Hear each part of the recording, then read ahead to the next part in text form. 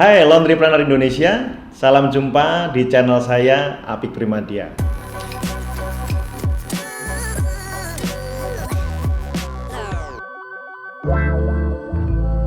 Channel ini saya akan sharing segala hal tentang laundry, all about laundry. Mulai dari laundry story yang akan kita hadirkan maupun kita akan datangi tempat bisnis para narasumber sambil cerita bagaimana beliau-beliau ini membangun bisnis laundrynya dan kita akan buka-bukaan tentang bisnis laundry. Ada juga tips dan trik di bisnis laundry dari konsep bisnis, manajemen operasional, manajemen keuangan, manajemen SDM, dan lain-lain. Lalu yang paling sering diminta adalah yang kita lihat di channel saya ataupun memang di sosial media saya sering ditanyakan adalah tips dan trik gimana sih cara menangani noda, treatment bahan, hal-hal teknis yang pastinya kita sebagai pengusaha laundry wajib tahu. Channel ini juga menjawab pertanyaan dari sahabat dan kawan-kawan saya agar saya bikin channel YouTube yang berhubungan dengan laundry. All about laundry, buka-bukaan laundry dari A sampai Z. Dengan harapan para laundrypreneurs atau yang biasa disebut pengusaha laundry ini maupun orang yang ingin buka usaha laundry mendapatkan informasi yang lengkap dan benar serta bermanfaat dalam menjalankan dan mengembangkan bisnisnya. Kebetulan selain sebagai praktisi usaha laundry yang lebih dari 10 tahun, saya juga mendapat amanah sejak tahun 2015 kemarin hingga saat ini sudah 2 periode saya terpilih kembali menjadi Ketua Umum Asosiasi Laundry Indonesia, wadah pengusaha laundry seluruh Indonesia yang saat ini memiliki kepengurusan tingkat provinsi, ada di 20 provinsi di Indonesia dengan anggota lebih dari 20.000 owner laundry. Nah, kali ini saya akan sharing tentang kenapa berbisnis laundry.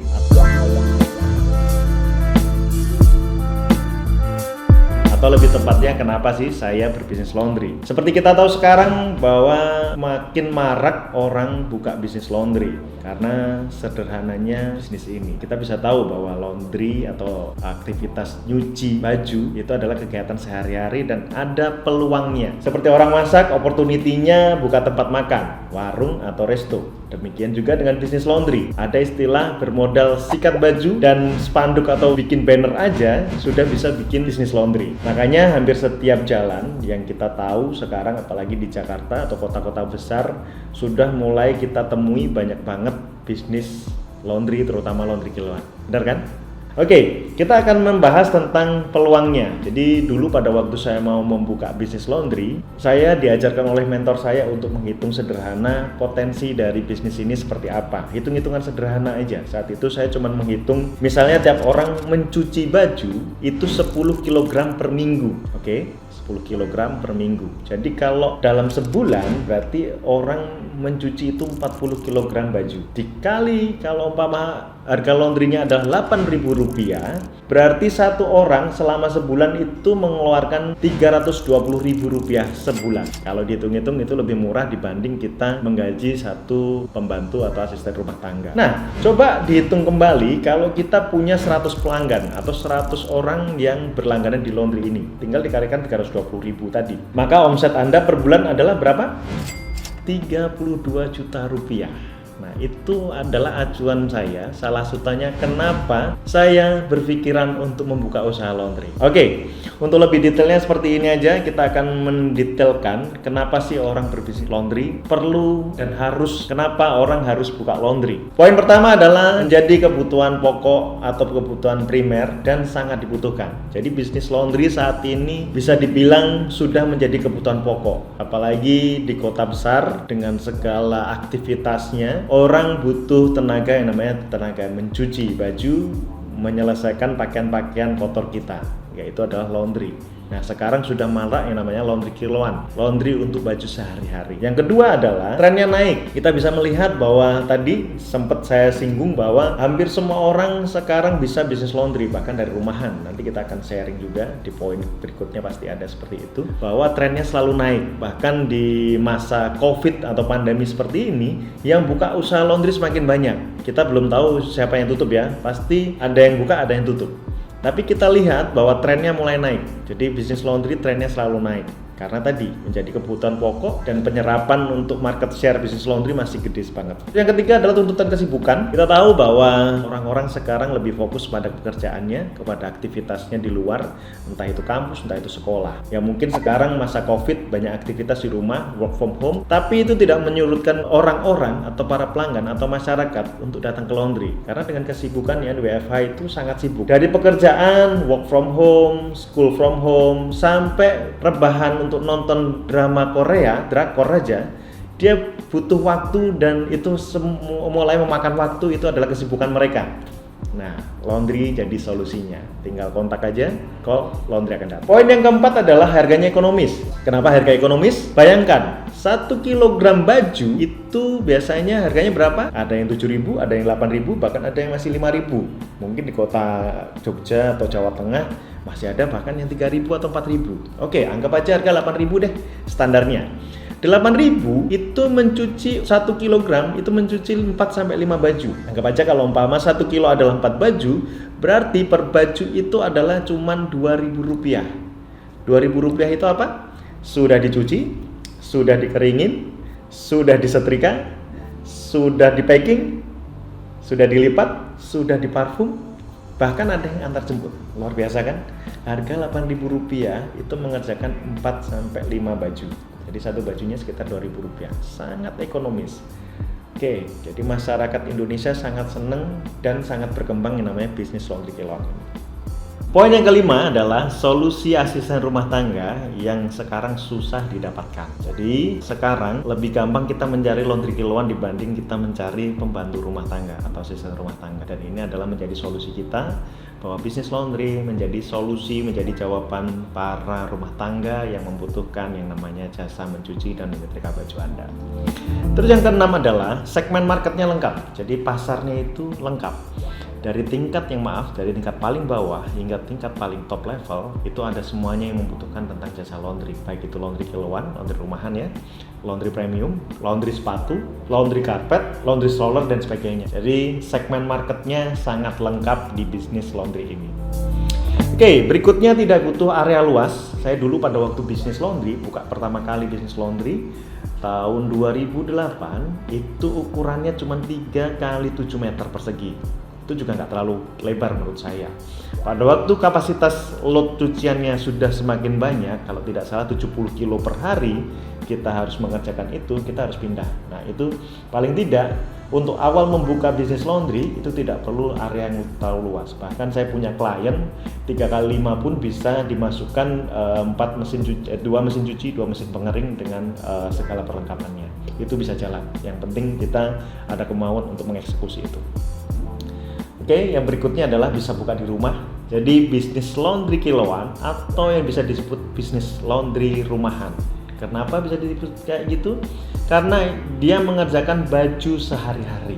Jadi kalau baju perlakuan khusus harusnya di laundry premium. Poin yang ke-8 adalah bisa buka di rumah. Jadi bisnis laundry kiloan atau biasa disebut dengan bisnis laundry rumahan, itu konsepnya seperti mencuci baju kita di rumah tangga. Banyak rumah-rumah yang mencuci baju sendiri dikumpulkan jadi satu di dalam satu laundry yang namanya laundry kiloan.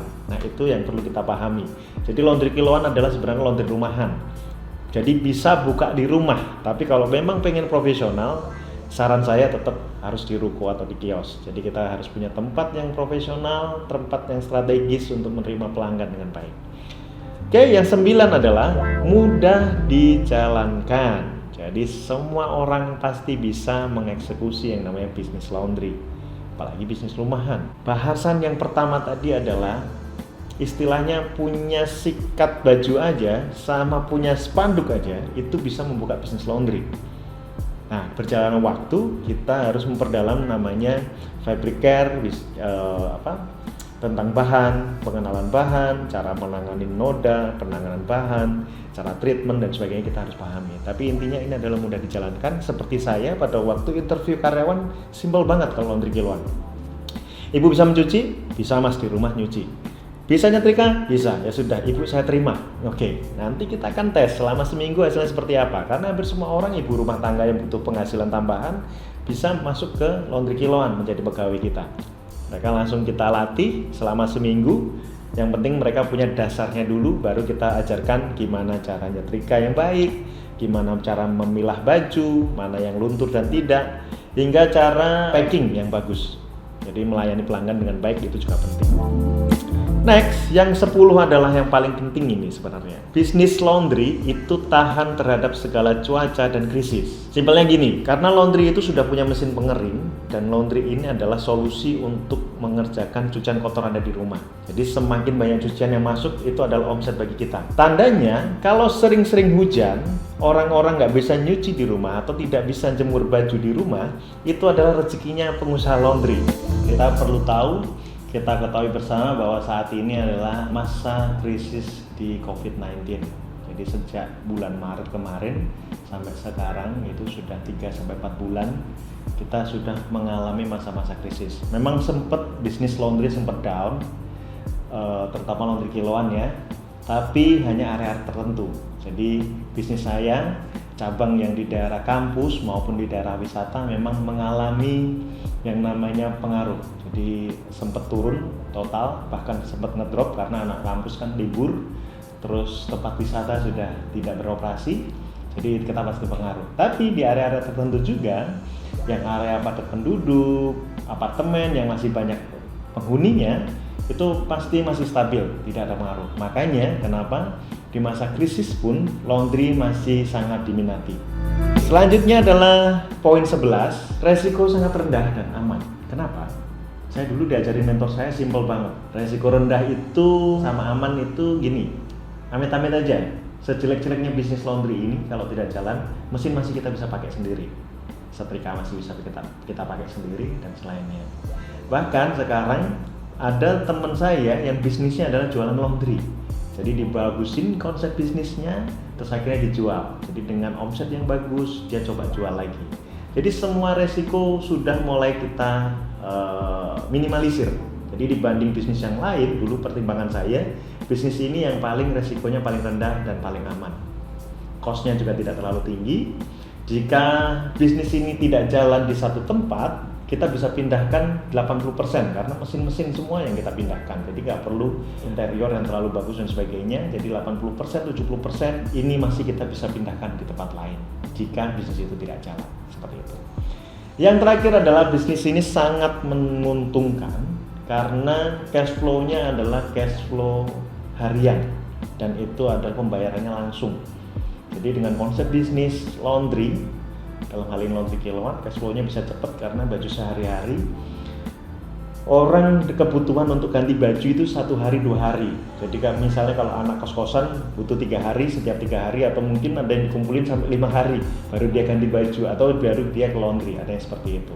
Tapi intinya adalah poin-poin tadi, ke-12 poin tadi, menurut kami, menurut saya sendiri langsung mengeksekusi yang namanya bisnis laundry. Jadi kesimpulannya adalah bahwa selama manusia masih pakai baju, bisnis laundry tetap laku. Oke, masih mikir mau bisnis apa? Segera putuskan sekarang. Kalau butuh informasi, butuh pertanyaan, silakan komen.